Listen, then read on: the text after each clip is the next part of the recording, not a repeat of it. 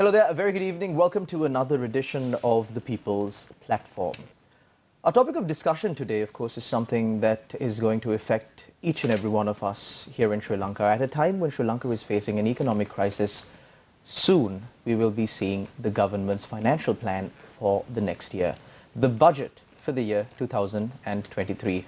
Now, I can remember speaking about budgets for different years. However, how those budgets panned out is anyone's guess. Many of the proposals that were presented during the budget speech were not implemented. And because of that, among other reasons, of course, Sri Lanka is in the situation that we are in today. But have we learned from our mistakes? How are we going to do things differently this time around? To discuss these matters and more, we've got in our studios with us today Mr. Pasan Wijewardhana. He's a lecturer at the Department of Economics at the University of Sri Jayawardhanapura. Mr. Wijewardhana, a very good evening. Welcome to the show. Thank you very much for taking time off your very busy schedule. Also, a consultant at Advocata, who have been doing quite some good work to put Sri Lanka's economy back into place. So, Pasan, starting off, budgets. Like I said before, I've sat through many discussions regarding budgetary proposals, what should be done, but usually, I think this is how the general public also might be seeing this. What happens is the budget proposal is presented, about 3, 4, maybe 5% of those proposals are actually implemented. During the course of the next year, you will get supplementary estimates that are presented that almost rival the amount that has been really presented in the budget proposal entirely. And then at the end of the year, there is really no, looking back retrospectively, there's no really point in presenting a budget proposal because none of those proposals are implemented. Do you think things will change this time around now that we've hit rock bottom here in Sri Lanka? Okay, thank you, Shalan, for the invitation, first of all. Right, so regarding your question when it comes to these things, I think the inconsistency is the main problem in the budgets. Right, at the beginning we had plans, but at the middle the plans are going to be changed with the different kinds of problems and all these things. As well as that Sri Lankan economy is in a risk at the moment. Because of that we can predict the future as well. Not like in past. In future, definitely the future will be an unpredictable one. Now, think about 2022. January, it was quite good than today, no?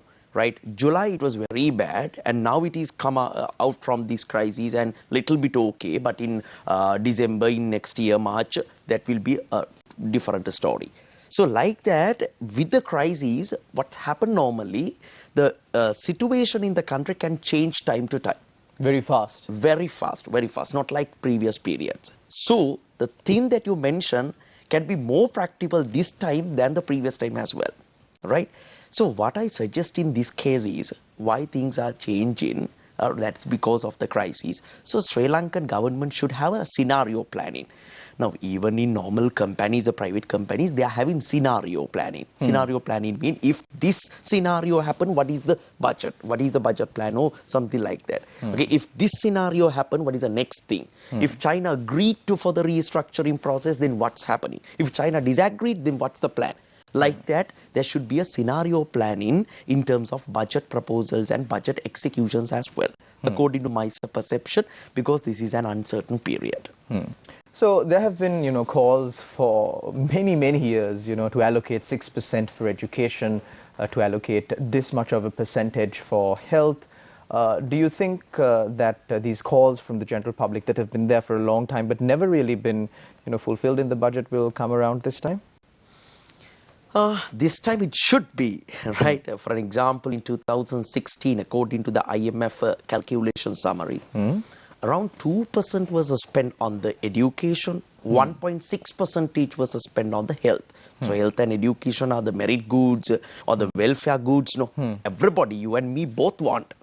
But we were spending in 2016 around 4% for both education, less than 4% for both education and health. But however, for the interests, we are paying more than 5%. For the defense services, more than 4%. Okay, so like that, we are spending our expenditure composition has some problems.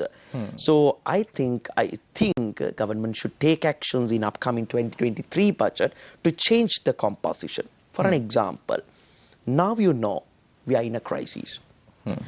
Crisis is generally attacking firstly to the poor people, then to the middle class people, right? Not for the rich people much. So at the moment, Sri Lankan poverty rate is a very sadful story. Because I can remember I have done a research, Shamal, in 2017. At that time, I have taken statistics regarding the poverty, and it was 4.1% from the total population. This is in which year? 2017. 2017, 4.1%. Only 4.1% of the Sri Lankan population stayed below the threshold of this poverty line, right? It was the lowest value, if I'm not mistaken, first or second lowest value in the entire South Asian region. Right. At that time, I can remember I went on India and did a certain kind of a presentation, and proudly in front of South Asian people, I said that Sri Lanka is having the lowest poverty rate. Only 800,000 of the population in Sri Lanka are suffering with poverty, but in future we will be coming out of these one. And it was like Boston session in front of South Asian conference. Okay.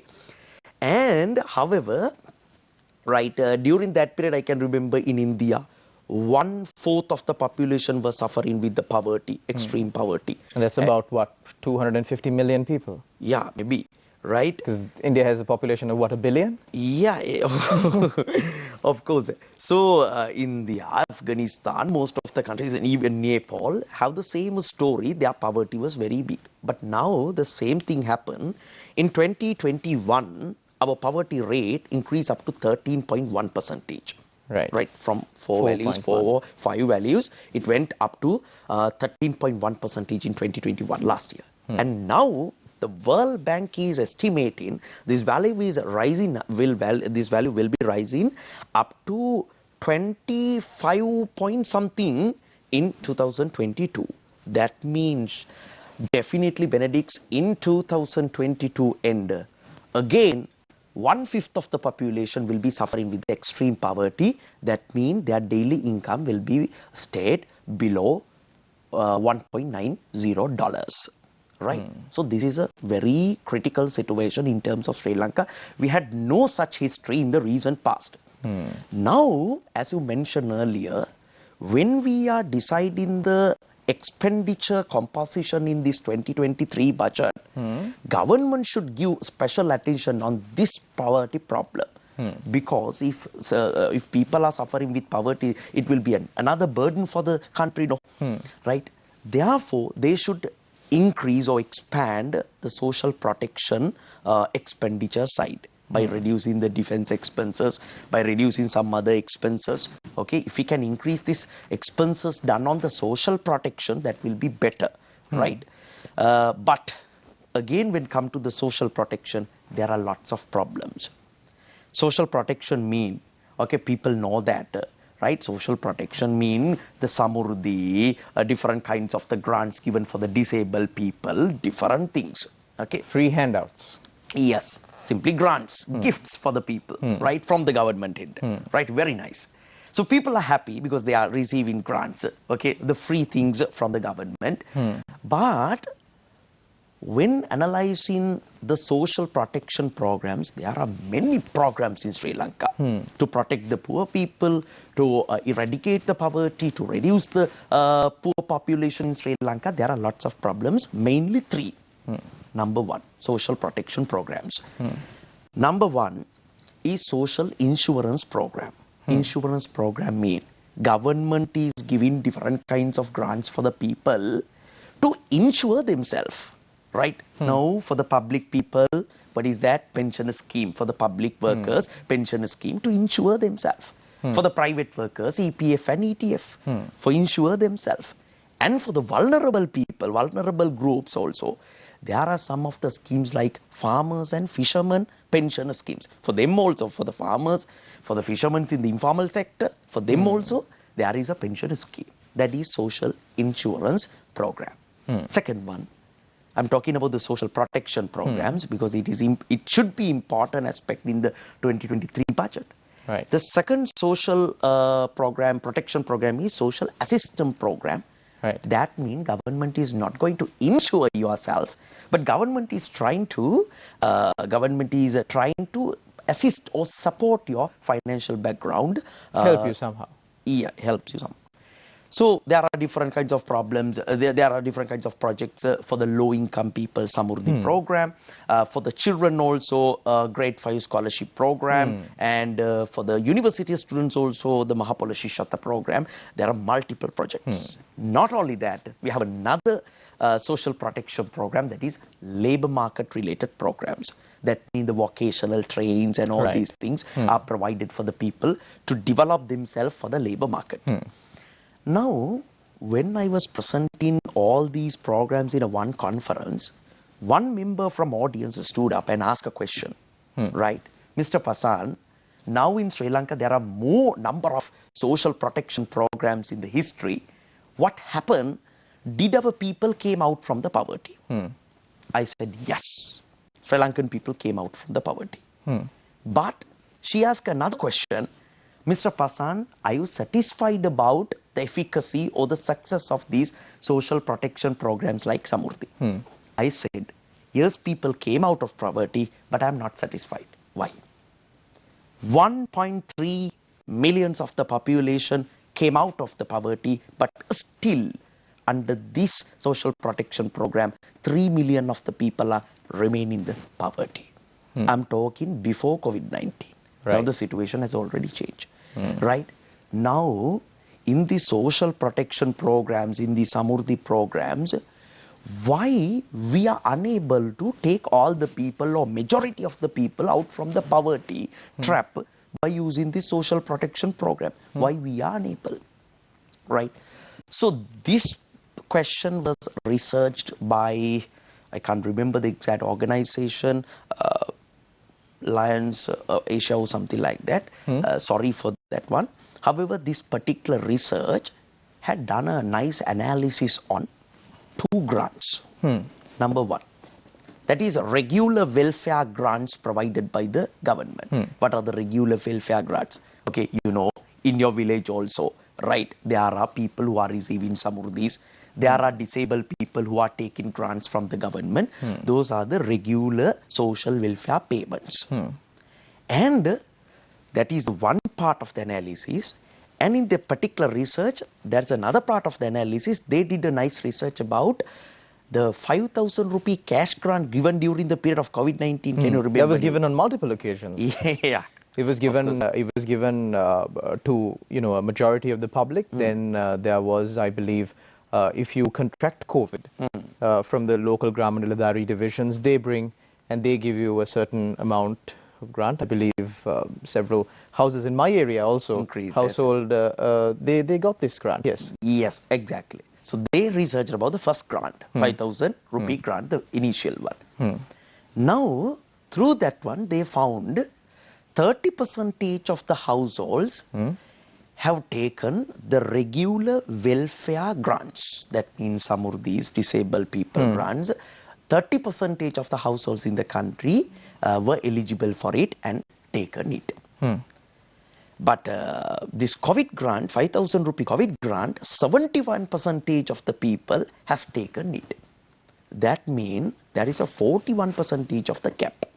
Right? I'm not saying that, okay, the number of people who have taken the normal regular welfare grants should be equivalent to the number of people who have taken COVID-19 grant. I'm not saying both should be equal, but the gap is very big, no? 41%, right? There should be something, no? That means some of the people who are not eligible for that 5,000 rupee had also taken the same thing, right?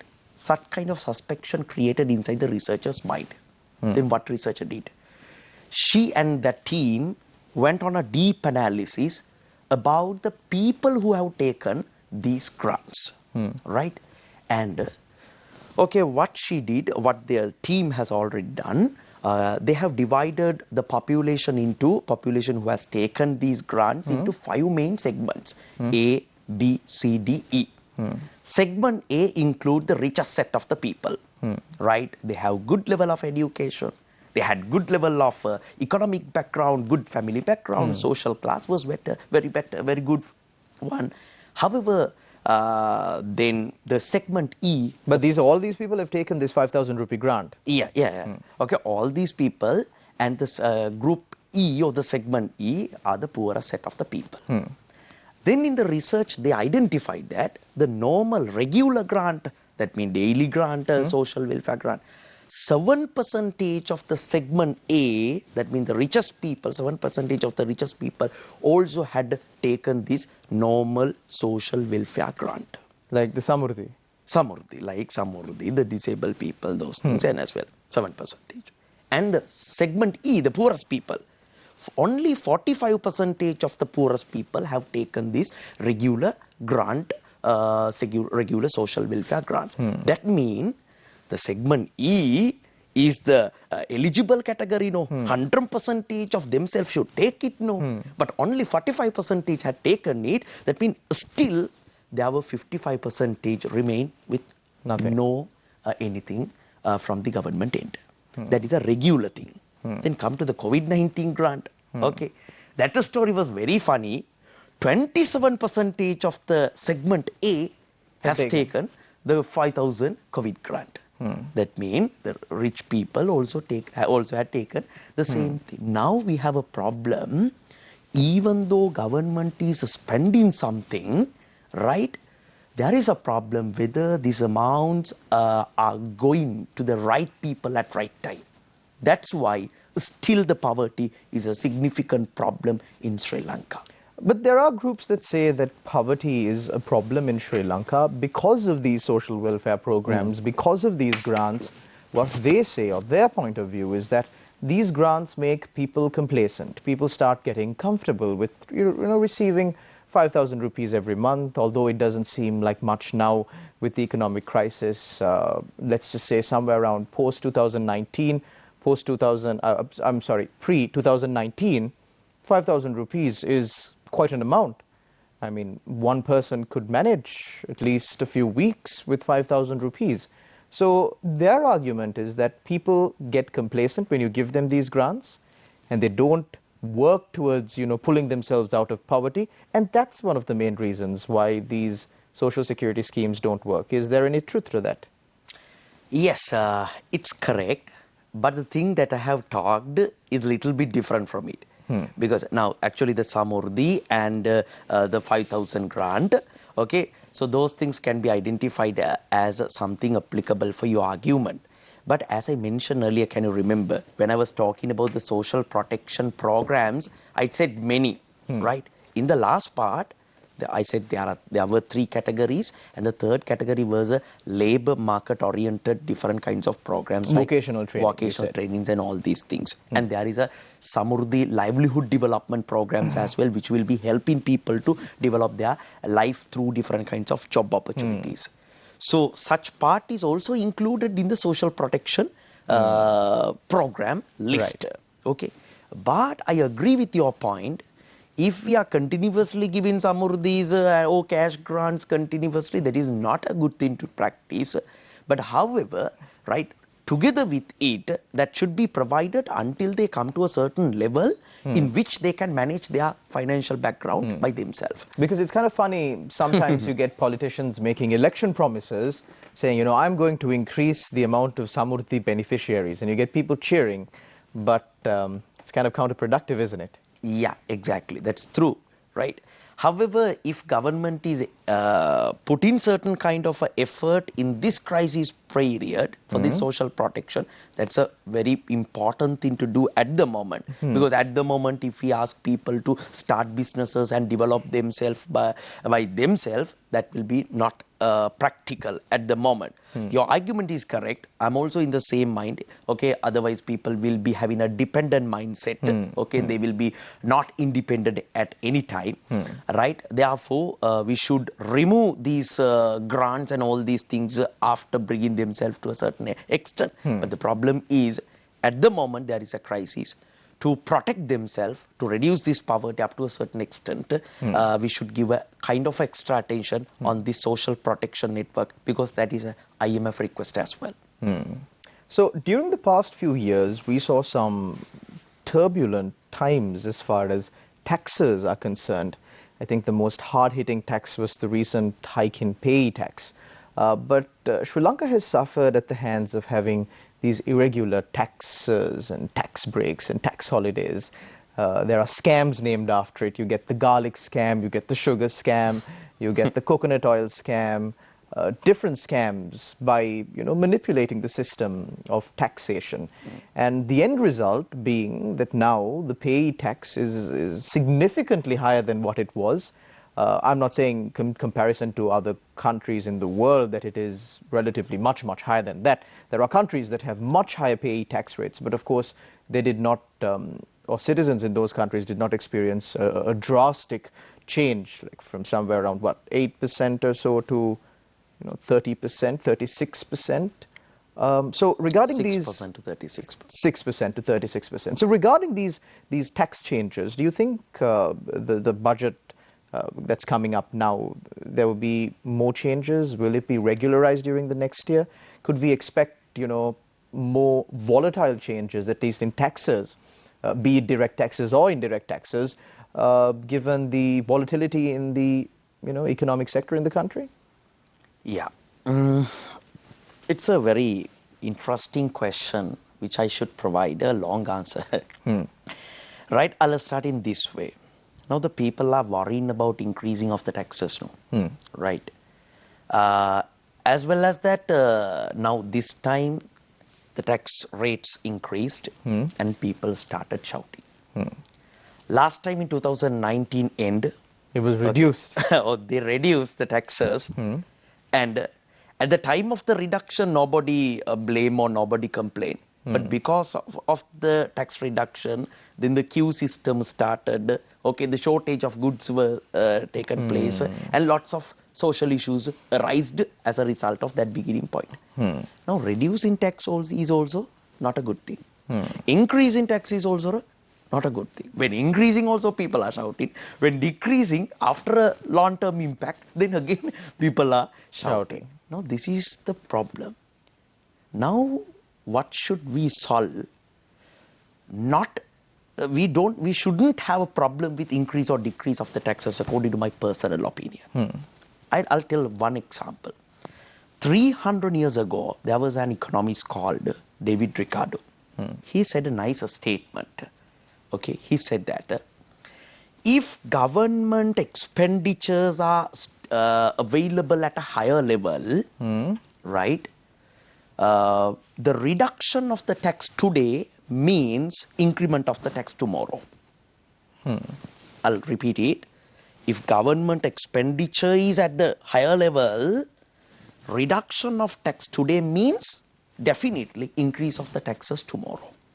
Now, that's the thing what happened in the Sri Lanka as well. Earlier we reduced, now we are increasing, right? Now I'll ask a simple question, Benedict. Now in Sri Lanka, the government expenditure is very high. Very high mean compared to the income, it's high. As a percentage of the gross domestic production, it's more than 20%. Right? Now if government spending is high, what are the options to pay these expenses by the government? Number one, increase in the taxes and earning a kind of a revenue to pay the expenses. That's a thing. That's a simple thing. If you are not going for that option, that means people are shouting, don't increase the taxes. Okay, we'll ignore it. Then the second option is profit-making SOEs. it's a dream in Sri Lankan context. That's a problem. But that's I was going to be optimistic. Yeah, that's a good solution, but it's a dream in the Sri Lankan context. But in short term, right, the second option is going for a loan, taking a loan and paying the expenses. That's the thing what Sri Lanka had done earlier as well. If both are not applicable, if government is not okay to accept these two, then the third option is printing money. Printing money and paying the taxes. But if we go for the printing money option, that will be leading to the inflation. That's quite open secret in the public. But I think the former central bank governor would dispute you on that. He said printing money does not increase inflation. Yeah, but I think the practical scenarios prove it's not exactly correct. There are instances where we can control the inflationary situation even under printing money. I'm not saying that's completely wrong, but in current situation, that's not true according to my personal knowledge. Right. Coming back to the ended point, right? If government expenditure is high, we have to go for those three options. But going for the printing money is not a good option to do, right? Second, going for the loan is also not a good thing to do, and nobody ready to give loan at the moment as well because of the default situation in Sri Lanka. So last two options are not practical. That's why Sri Lanka went for the first option, taxes, increase in taxes. But suppose we are not increasing taxes and we are borrowing loan to pay those expenses, then what will happen? Today taxes might be at a low level, but tomorrow to repay the loans, again we have to charge taxes from the public. But isn't there a fourth option in this whole scenario? I mean, just judging by my, very limited knowledge in economics, can't the government reduce their expenditure? That's the point. That's a simple thing. Even everyone can understand, no? Right. Now, if the problem is this, what is the option? Reducing the government expenses. Now, I would like to take a simple example, Benedict, from the economics, a small economic theory. In public economics, there is a curve called Rahn curve. In Rahn curve, a graphical illustration. The horizontal axis is filled with the government expenditure as a percentage of gross domestic production, government expenditure.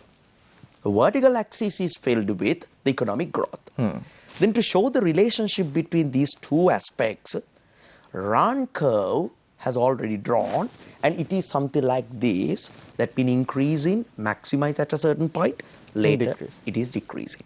Inverted U-shaped curve. So according to this illustration, what it says for us, if we increase the government expenditure at the beginning, curve is upward sloping, no? That means we can increase the economic growth.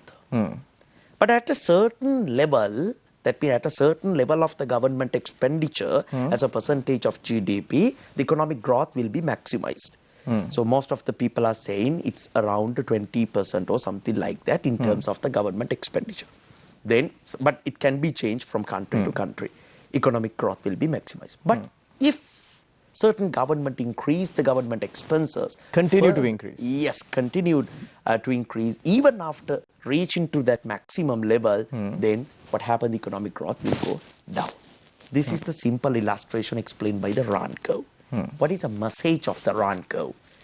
Rahn curve says overspending is a bad thing for a country. Lesser spending is a very good thing for the country in terms of economic growth. As you mentioned, what is best thing that we should do in 2023 budget? Reducing the government expenditure. If government expenditure side is very low, definitely do we need more revenue for the government? No, never. If expenditure side is low, then no need to charge more or high taxes, heavy taxes. Then we can reduce the taxes as well. So what happens automatically if government expenditure is low, the taxes are also low, that means government will become a smaller thing, no? Right? So what Sri Lanka should think at the moment is contracting the government. Contracting the government. See the developed countries. Now I'll take Hong Kong. Government is a smaller thing. Government is a smaller thing, playing a small role in the entire economy, and private sector is handling most of the things. But however, government should take care about the public defense and all these things. We can't ignore the government. Government should be there to finalize the legal frameworks and execute all these things. However, government should be contracted. Okay. So we'll take another example, UK. Consider the UK. In UK, right, at the beginning of the development of UK, the government was very small, and around 10% of the GDP was covered by the government revenue. Revenue, if I'm not mistaken, right? So that means government was very small at the beginning of the development of the UK. But now the situation is different. So having a smaller government is very important to be done at the moment. Especially to reduce the expenditure of the government. I think we've come to a very interesting point, speaking of the upcoming budget. Of course, we can only speculate. The finance minister, of course, together with senior officials in the financial sector of Sri Lanka, and of course other ministries are discussing and probably finalizing, hopefully finalizing on the budget for the year 2023. But we are discussing on what should be the best case scenario, the worst case scenario. In short, how can Sri Lanka budget for the year 2023? We'll be back with more after this short commercial break. Don't go anywhere. You're watching The People's Platform.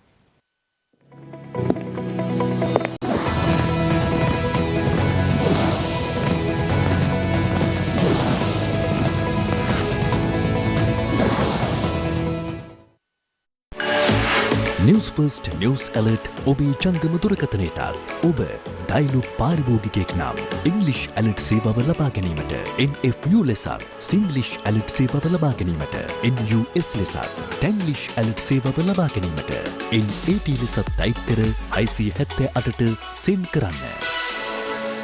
Oh, people weren't happy. People were not happy. PTA has been in the book since 1979. No, those stocks never went up. Banks only came down. These are what we call the blue chips. The blue chips. Root cause is that we don't have an equitable system of governance where the ethnic and religious minorities have a say. Sri Lanka is in an abyss of despair.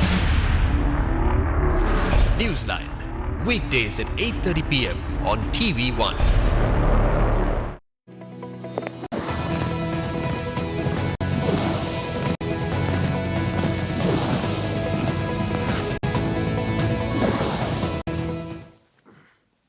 Welcome back. You're watching The People's Platform. We are here with Pasan, who is a lecturer in economics, of course, at the Sri Jayawardenepura University and a consultant at Advocata. Pasan, this is called The People's Platform. So I just thought of posing you a different kind of question. One, of course, that our people will find very productive, very useful in the coming year. We're speaking about how the government should budget for the year 2023. But I'm curious. Now, people are in a bit of a daze because the economic crisis came right after the COVID-19 pandemic, which came right after the Easter Sunday attacks, which came almost a little bit after Sri Lanka came out of a 30-year-long war. We had a few good years, but then after that, everything started going downhill. And now it's so far downhill that people are just lost. People are desolate. There are rising levels of suicide. There are rising levels of mental instability in the country because of the stress that the people are facing. And people really don't know how to manage their finances. Simply, they used to spend. Now they can't spend that amount. They don't know how to bridge the gap. So as an economist, when if someone comes to you and asks you for advice on how a person, a family, a social economic unit should budget for the coming year. I know asking for next 2-3 years is not realistic given the current context, but just the next year, what would your advice be? Yeah, so now, Benedict, we are in a critical situation. This situation is something like this. Suppose there is a family, right? The family was led by the father. It was a poor family. This is the country situation at the moment. And father has done a certain kind of a job, earned the revenue, and father was the only breadwinner who earned money for the family, right? And mother and father are having one daughter in grade 5 and another infant baby. Suppose this is the family. Suddenly, this father has taken mountains of the lawns to build up this family, and there is a very big lawn burden for this family. Under this kind of a scenario, father died. Father died. Now what happened? This single mother have to combat with everything, right? Have to maintain the family backgrounds, have to manage the beverages, foods and everything within the family and all these things. And outsiders are making pressure on this single lady to quickly pay the loans that this father has taken, right? So now this lady is in a very big pressure under this kind of a background. She don't have a job now.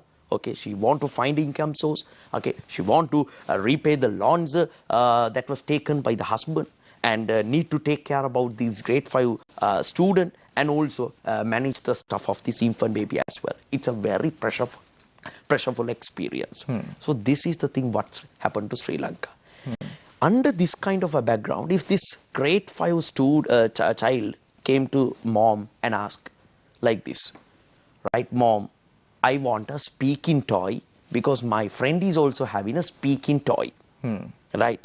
Now under that kind of a background, can we satisfy that want? No. No. So that is similar to the present situation in the country. In your households, you should manage your expenses. As a country, we should reduce the government expenditure and increase the revenue. In household level also, you need to cut the unnecessary expenses and try to increase the revenue by yourself. That's a simple household economics. And with all these things, sometimes you will try to expand your money by depositing your currency, your cash in different kinds of banks, in deposits, in treasury bills, etc. But as I perceive, there is a certain kind of a risk in the financial market as well, right? What happened to the Lebanon? Okay, banks were closed because of the liquidity problems. Now, even in the Sri Lanka, even though this story didn't come out still, right? Central bank is pumping kind of a certain amount of money daily to the commercial bank system to make the sufficient liquidity within the banking system.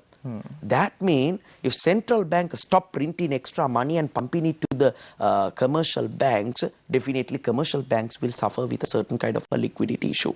That means, right, rather than going for the acquisition of monetary assets, I prefer if you can go for acquisition of real assets like lands, like buildings, or some long-term existing real assets. That's the common practice in the hyperinflationary or galloping inflationary situation as well.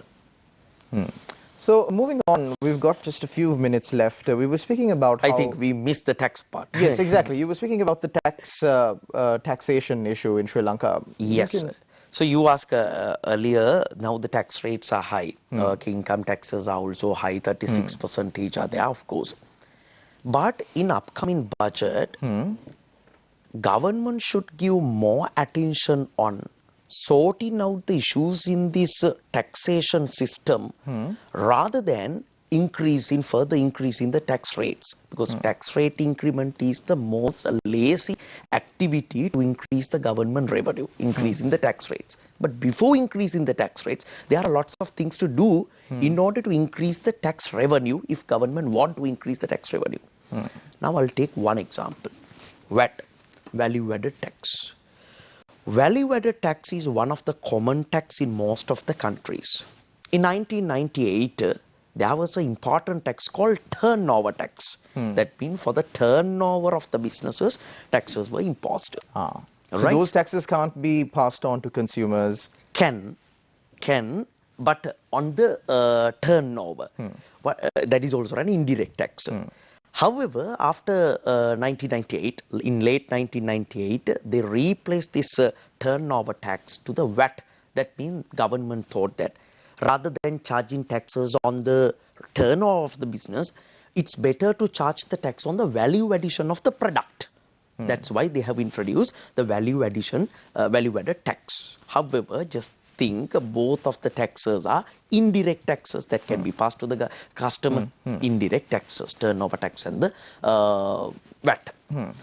However, right, most of the countries are following one of these two, not both, either turnover tax or VAT, right? Because though both are sources of the indirect taxes, because of that, most of the countries are tending to follow one. Right, but since the beginning of the VAT, VAT was identified as an underperforming tax form. That means the VAT revenue was declining. Why? Number one, Sri Lanka has followed the hybrid version of the taxation. That means even though most of the countries are following one of these two taxes, Sri Lanka tended to follow both with use of different names. Right now, in 1998, we agreed to remove this turnover tax and adapt to this VAT. But late governments, what they did, while keeping this VAT, they have introduced the turnover tax with different names. Social contribution tax. After 2009, the NBT nation building tax with use of the same different names. Now we have names. the social security tax. Yes, of course. With different names, they have introduced it. But the same thing on the turnover. On the turnover, we have to pay it. Now that is another reason. So if both are available, definitely one tax form will be a failure. So that happened to the VAT. So that's one of the reason why VAT is an underperforming tax. Second one, right? In Sri Lankan context, there were lots of exceptions regarding the VAT. Exceptions mean there are more than 130 exceptions. That means there are lots of big industries who have accepted from the VAT. That means they are not liable to pay the tax. If big industries are not paying tax, see what happened to the government revenue, right? But in the success stories of the VAT, see countries like Singapore, New Zealand, in those countries, those kinds of exceptions are not available. The number of exceptions were limited only to a single digit, sometimes less than 5. Right? But in Sri Lanka, 130 exceptions. In every budget, exception is there for the VAT. That may be the political agenda. So in 2023 budget, if there is another exception, then you judge the government. And the third one is, that is another reason for the underperforming of the VAT. And the last reason, what I think is, when considering the VAT, so in general fundamentals of the VAT administration, if VAT rates are changing time to time frequently, that is not a good thing to do. Because why? If we increase the VAT up to a certain extent, then the prices will increase, right? Then after that, if we are keeping the same VAT rate continuously, then there will be no further fluctuations in the prices. Price will be stabilized. But if VAT rates are going to be changed continuously, then sellers will take opportunity to increase the prices time to time, and it will be badly affecting for the people. And it won't reduce when the VAT reduces. Exactly, that is the thing. I think we're currently experiencing quite a number of issues on that front especially. But Pasan, I'm sorry, we are coming to the end of the show. We've had a very fruitful discussion. Of course, we only wish that we had more time to discuss these matters. The economy of the country, people are now interested in the economy of the country more than ever because it has come home. The effects of the mismanagement of the economy in Sri Lanka, the mistakes, the overspending, the callous decisions that were taken by leaders that we elected have hit home and hit hard. So we only hope and pray that the budget for the year 2023 will offer some solace to the people. Hopefully it will not be a scenario like you pointed out where, the tax cuts of today becoming tax hikes of tomorrow. Thank you very much, Pasan, lecturer from the Sri Jayawardena University in the Department of Economics and a consultant at Advocata Institute, for joining us on our show. Thank you very much to our viewers out there who have been watching us. Please do tune in next time, same place. Until we meet again, take care and God bless.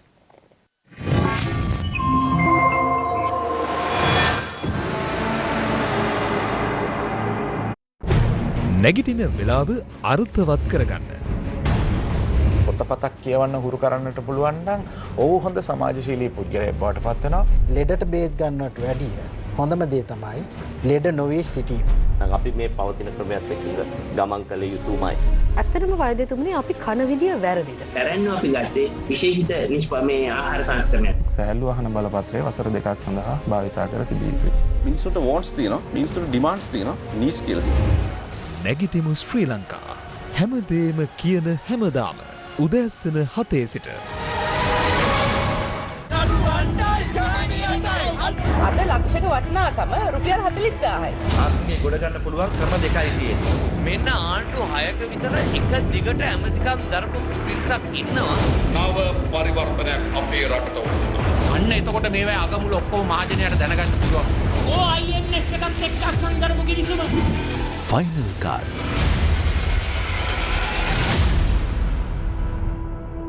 Reaching out to the fallen, sharing the pain and suffering, standing with those in tears of despair, listening to heart-rending cries, providing solutions to daunting challenges. Gametha, for the people, by the people.